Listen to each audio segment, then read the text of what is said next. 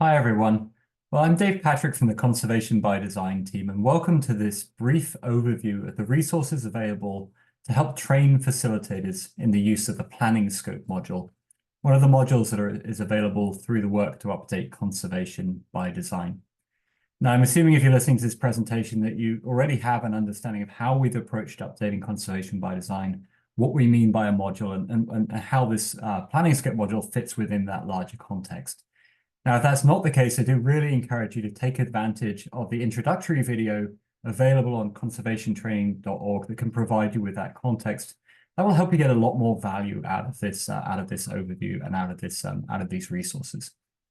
So my goal in this brief presentation then is to help you sort of select among the different training resources we've developed to make sure that you're accessing those that meet your needs as sort of a trainee facilitator today.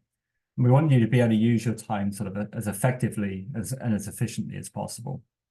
So in terms of the resources that we have developed, we have a series of videos, this overview being one of those.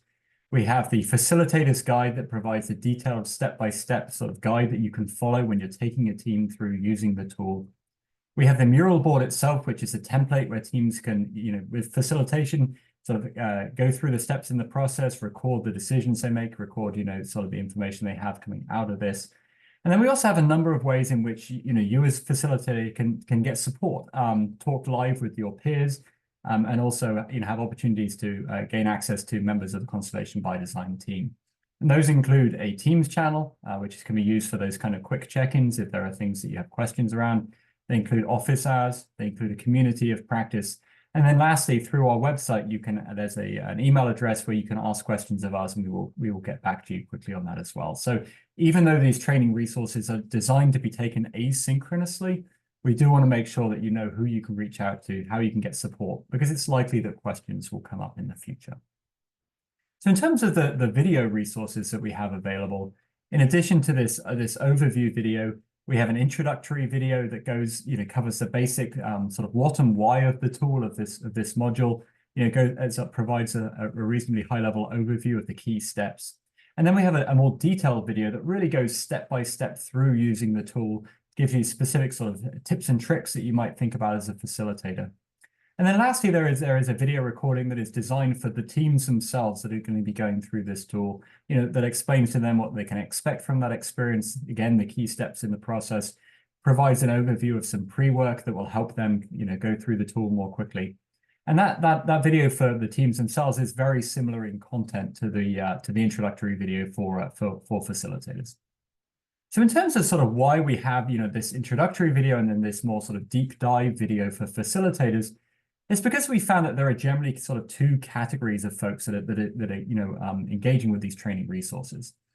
The first category are trainee facilitators who are interested in taking teams through this tool, through this module, but don't yet have a team sort of ready and waiting. The other category are facilitators that do have a team and are really getting ready for that first opportunity to actually take a team through using this tool. Now, in our experience, if you're in sort of the first category, if you don't yet have that team in mind, it can actually be several months between undertaking a training and then actually going through that experience with the team. And because of that, it's really hard to retain sort of detailed information. And in fact, you'll be in a mental space, I think, where that detailed information relating to individual steps, etc., is just seems a little bit less relevant. And so because of that, the introductory video is designed to give you sort of enough information as a trainee, as a facilitator, that you have a good sense of like, well, what is this going to entail? How long is it going to take? How do I help teams identify if this is the right tool for them to use, given the needs that they have? Those kind of sort of higher level overarching questions. When you're at the point then where you actually have, a team that you're ready to take through this experience, everything becomes much more real. And at that point, going through the steps in detail, really understanding sort of what do I need to do at this point in time? How can I make sure I'm setting the team up for success?